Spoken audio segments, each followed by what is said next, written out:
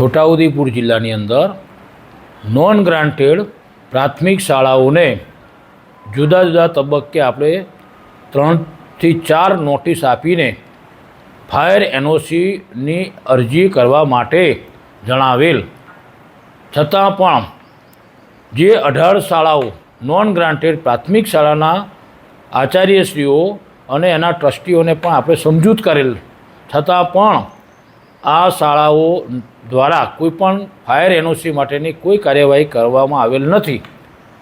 માન્ય નિયામક સાહેબની સૂચના મુજબ સંબંધિત જે 18 શાળાઓ છે તે શાળાઓને આપણે 10,000 રૂપિયાનો દંડ કરેલ છે. દિન 7માં સરકારશ્રીના હેડે 0202 અધર એજ્યુકેશન સામાન્ય શિક્ષણમાં એ ચલણથી જમા કરવા માટેની આપણે સૂચના આપી દીધેલી છે.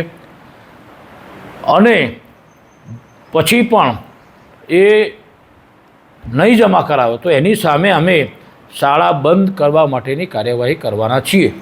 7 દિવસમાં અમે ટાઈમ આપ્યો છે. 7 દિવસમાં સદર દંડની રકમ ચલણથી જમા કરવામાં નહીં આવે તો અમે સ્પષ્ટ જણાવેલ છે કે આપની શાળા બંધ કેમ ન કરવી, એટલે કે બંધ કરવાની કાર્યવાહી કરવામાં આવશે અને માત્ર ઓનલાઈન શિક્ષણ જ એ આપી શકશે. મિત્રો, આવા જ વિડીયો અને શોર્ટ્સ જોવા માટે આજે જ અમારી ન્યૂઝ રૂમ યુટ્યુબ ચેનલને સબસ્ક્રાઇબ કરો.